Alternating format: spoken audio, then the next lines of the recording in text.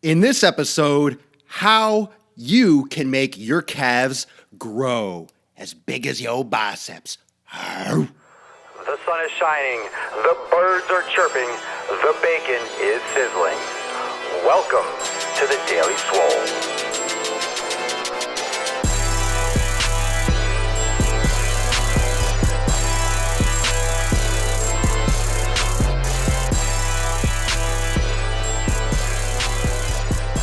Welcome, everyone, to episode 238 of The Daily Mother Swole. Welcome to episode 238. Thanks for joining me live here on Facebook every day at 12 noon Eastern Time. Thank you for watching as well on YouTube and listening in on the podcast on SoundCloud and iTunes. This is the Swolenormous podcast, Daily Swole, episode 238. Today's episode on this Flex Friday, appropriately, we're going to talk about an exercise region, the lower limb, the lower leg, and we're going to talk about how to get your calves to grow. And let's just preface this. This is mostly about aesthetics. It's not so much about function and mobility, but most people have problems developing muscles like the calves, and of course, the similar muscle like the calves or the forearms, but specifically today, I'm going to talk about the calves, the lower leg. Now, let's get into the anatomy a little bit, and then we'll dig into why the calves are tough to grow and what you can do and what I have found personally that got my stubborn calves to grow. Because personally, my calves, just genetically, you'll know someone that has big calves, big hams on the back of their legs, and they never do anything in their life. And you have some people that can train calves every day, night and day, all day long, and they have skinny little twig legs. And a lot of it's genetics, a lot of it's tendon length, muscle size, and also the type of muscle fiber that they have in their legs. But let's talk about the anatomy, and then we'll break down the evolution of the calf and why the calves are the way they are, why they're stubborn to grow, and then how maybe you could shake things up to get some growth out of them. The calves are made up of two and possibly three muscles. Let me explain. The calves are in part the gastrocnemius, which is the muscle you see on top, the two-headed muscle, medial and lateral heads. You also have underneath the soleus muscle. Now, these are all important. They all combine and blend into the Achilles tendon that wraps around the calcaneus, which is one of the tarsal bones at the bottom of the foot, the heel bone. There's also some people have a muscle called the plantaris, but that's not really going to be necessary to talk about. Some people actually do not have this muscle. It's just another muscle. It does similar actions to the gastrocnemius and the soleus, and on an evolutionary level, genetic level, some people have this muscle and some people don't. And you might not know that, but there isn't an exact number of how many muscles in the body. There's an exact number of bones, but muscles are over 600. And there are some muscles that some people don't have, and some muscles that some other people do have. So there's a blend, but most people can perform every single function, and that's just genetic, and that's just the roll of the dice. So the calves you have a couple muscles that are combining to produce an action around the ankle, plantar flexion, pushing the toes downward, pointing the toes away. Interestingly enough, you have a muscle, the gastrocnemius, the muscle on top that crosses the knee joint as well. So that's a reason why cyclists sometimes have bigger calves, because the gastrocnemius does also bend the knee. The soleus, on the other hand, does not cross the knee joint, which is why you'll have an exercise like the seated calf raise machine, because when you bend the knee, it slacks the gastrocnemius on top and allows the soleus, the muscle underneath the gastrocnemius, to perform the majority of the action, and that way you can isolate the different muscles of the calf and help push the muscle out and get more of a full, thicker development. So we'll get into that as well. The type of fibers. Every muscle has a blend of type 1 and type 2 fibers. Type 1 fibers are slow twitch fibers that produce low levels of force for longer endurance purposes, and fast twitch type 2 fibers perform greater force production, but they have short endurance. They burn out quickly. Now, some muscles are pretty much 100% type 1, like the diaphragm, respiratory muscles that have to act all the time. And type 2 fibers are largely, you're going to see the greater percentage of type 2 fiber concentration areas like the glutes, in the pectoralis, and the lats, and the biceps, muscles that produce force, but you're not going to be able to, you don't walk on your arms for a reason, because those muscles will fatigue quicker. And that gets me to my evolutionary point. Your calves are designed for low force production but longer duration. You're meant to walk around a lot. You're meant to walk around for miles and miles, even hundreds of miles a day. And we didn't always have cars. We had to walk to hunt. We had to walk to gather food. So the calves provide that locomotion. And it's very interesting because there's different lever systems in the body. There's first degree, second degree, and third degree levers, and that's just biomechanics, where the force is and where the joint angle rotates. And if you think about it, think about your elbow joint and think about your calves, your ankle joint. If I were to give you, let's say you're 150 pounds. Let's just split it right in the middle. Some of you are probably going to be more than that. Some of you are going to be less. Let's say 150 pounds right smack in the middle. If I give you 100 pounds to hold, you're not going to be able to hold it in your arms. You're not going to be able to bend your arms and hold it like a bicep curl. But if I were to say, stand on your toes, boop, you just pop right up on your toes like it's nothing. Are you not lifting 150 pounds? Are you not lifting the same weight? It's the same weight, but the joint and the biomechanics of the elbow joint is a lot different than what's going on in the ankle complex, okay? So you're able to produce a great amount of force with the calf, with that lever system, with very minimal effort. Otherwise, you'd be trudging. It'd be like a max rep every time you took a step. You'd be like, right, left. And you'd get like 3 steps before you have to rest. It'd be like a max set every time. It wouldn't make sense. So your body has evolved over millions of years to be able to produce low levels of force for hours and miles on end to walk and to be functional, to be a creature, right? So that is another aspect of the calf, and that goes hand in hand with the slow twitch fibers. So you have muscles that have endurance, and you have a lever system that allows those lower force producing muscles that have greater endurance to produce a lot of stress. Do you see how the body does that? The body has a lever system in the ankle that complements the endurance capacity of the fiber type. So although type 1 fibers are generally lower force producing, the lever system in the ankle allows for great force to be produced because of the way the force and the fulcrum is in the ankle joint and where the force is being produced. And biomechanics that we're not going to get into here, but obviously it's easier to stand up on your toes than it is to lift your body weight in your arms for a bicep curl. When you talk about fiber types, the endurance fibers are tough to grow. Type 1 fibers are classically tough to grow, which is why people have a tough time developing their forearms, which is why a lot of people have a tough time developing their calves. There are always anomalies. Those people that just have big calf muscles, those people that just have big forearms, are always those people. They're always those anomalies and those things that exist in nature. When you have a concentration of type 1 fibers, you need to look at it in this sense.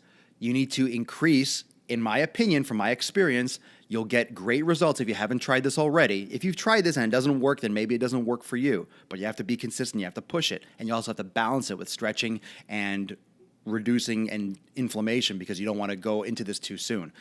You combine frequency and volume relative to strength and the amount of force you're using during the exercise. So for calf raises, first off, your calf raise, you should never be bouncing. You should never be bouncing and flopping up and down and do bouncing calf raises on the machine. That's ludicrous. You're just putting a ton of tension on your Achilles tendon.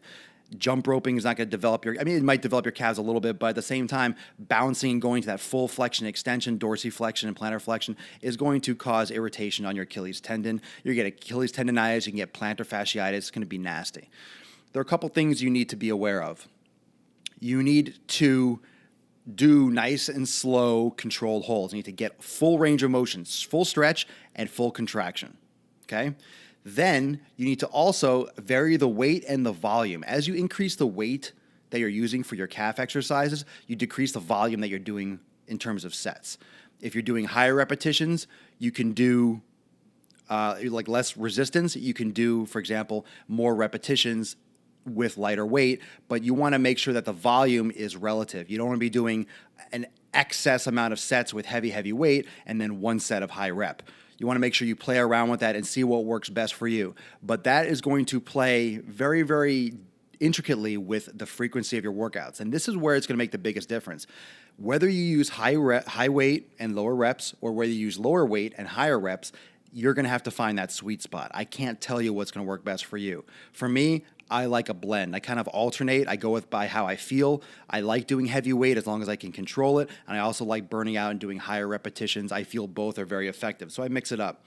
My biggest thing and the difference that I've seen the most, or when I've seen the biggest difference in my calf development, is when I increase the frequency. And by frequency is how many times in a cycle, how many times in a week I train my calves. If you're going to train your calves 4 days a week, 5 days a week, obviously you can't go absolutely crush them 5 days a week, especially right from the beginning, because you're going to get inflammation, you're going to get tendonitis. You need to build up to that, but the volume and how much you do and how hard you push yourself every day is going to be less. You're not going to murder your calves until you can't walk if you're going to hit them tomorrow. But that gradual increase in exposure to resistance training, various types, heavy weight, less volume or higher repetitions, more repetitions, larger sets, that is going to be what exposes your calves to more overload on a regular basis in your schedule. And because the calves are a frequency muscle, they're designed to recover. If you walk for 10 miles, you might feel sore the next day, but if you did that regular, your body adapts to that very quickly. Your calves are going to adapt to that very, very quickly. If you expose yourself to that regularly, your body will adapt to that very quickly. If you do the same thing with resistance, your body will adapt to that quickly. Those muscles, the tendons, and the structure in your calf adapts to frequency very, very well. I would recommend you to try, be careful and ease into this, add more days into your routine. If you're looking to build up your calves, you need to try different angles, try different rep schemes, higher repetitions, burnout sets, drop sets, doing heavy weight on the seated calf raise, very heavy weight, doing lighter weight and higher repetitions, but just expose your calves to more stress more regularly. If you're going to do more days, and let's say you only do them once a week and now I'm going to do them 4 days this week, you got to do like maybe 2 or 3 sets and don't crush yourself. Do it as long as you don't feel crippled sore, and take a day off every 2 or 3 days in between and rest yourself. Do your foam rolling, do yoga. And the great thing about yoga, those downward dogs, a lot of lengthening, a lot of stretching in the calves, but I cannot stress to you enough that you have to build up to that frequency. You can't just jump into doing 7 days a week. But I would recommend strongly that you increase the frequency to expose the calves to more repetitions, more volume, and force them to adapt to that increased volume of exposure. Because just like your body will adapt to cardio, just like your body will adapt and your legs will adapt to bike riding every day, to walking every day, to running every day, your calves will adapt to increased force. And if your calves are adapting to increased force production every day, very likely your calves will adapt with increased size to handle that increased force production every day. Chances are you're not going to have skinny little calves that are going to be increasing in weight. You will develop some muscle. Now, how much? That's relative to how much you're eating. That's relative to your genetic ceiling. I can't guarantee that you're going to have big diamond calves. I wish I did. I have what I have because I worked my ass off, but I went from having very little to having something. And it's literally just what your body can actually output. It's literally what your genetic ceiling is. Genetics does play a large role in muscle shape and muscle size. Also, how long the tendon is. A lot of people that have longer tendons and very short, balled up calf muscle at the top, they're able to jump very high. They're usually very fast and quick, and they have a big spring because they have a larger lever for their tendon. It's just genetics. And we have to do the best we can. So, because the calves are largely slow twitch fibers, you need to mix up and still stimulate those type 2 fibers with resistance. Do some explosive calf work. You could do some plyometrics if you want to shock your body with that. You could try things like jumping rope. You could do some heavier weight with seated calf raise. And what I found a lot, my favorite machines to build calves are the leg press, doing calves on leg press, and also the seated calf raise. I'm not a huge fan of the standing calf raise. I strongly prefer the leg press and also the seated calf raise just because of the isolation. You can focus on the calf muscle. And also I posted on Snapchat yesterday, I did my stair flights 5 by 5 by 5, where you do 5 calf raises all the way down, all the way up straight, go the next step, do 5 all the way down and up, toes out, and then the next one, toes in, 5. You just keep on alternating all the way up the staircase. And if you have a lot of stairs to go up, you can see where that's going to go. It's going to fry you. So it's a great way to burn out. It's a great way to add some high repetitions. It's a great way, if you don't have access to a gym, extra resistance. You don't need a lot. Single leg calf raise, I do a lot of. Single leg on the leg press, mix up single leg, 2 leg, because then you don't want to bias one leg more than the other when you're not paying attention, or if you can't tell. which leg is getting more stress, but you have to mix it up. I implore you to try adding some more frequency in order to force the calves to adapt to that greater load. Thank you so much for joining me for episode 238 of the Daily Mother Swole. Thanks for joining. I will be in premium. Those of you that are premium members had a couple more people sign up today, so thanks for all the support in premium, and a lot of the premium members are in here.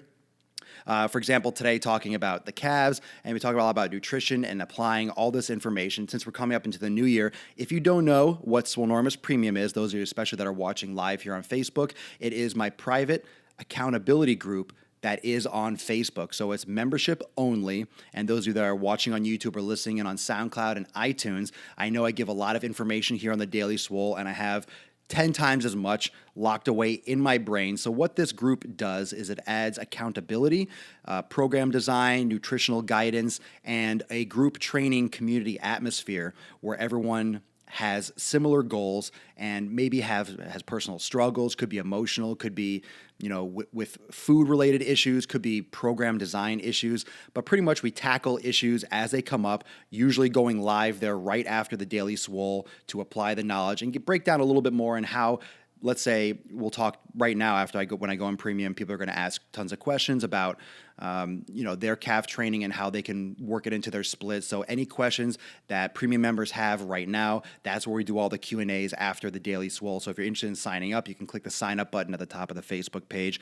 And you could also go to Swolenormous.com and sign up there. It's only $4.99 a month for a membership. It's less than a Subway shitty sub, which I always like to say, because you get tons more value than you could ever for just one of those garbage fake meat sandwiches. And if you take your fitness seriously and you love watching the show and you want to take this information and apply it into your routine today, and you want to get your answers and your information fucking delivered ASAP, Swolenormous Premium is the way to go, is where to be to post your questions and to get involved with the exclusive live broadcasts and videos, yoga flows, exercise demos, all those great things going on in Premium right now. So that's where I'm going to go.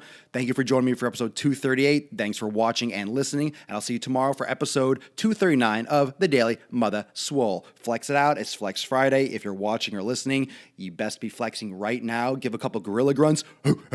Peace out. Enjoy the rest of your Friday.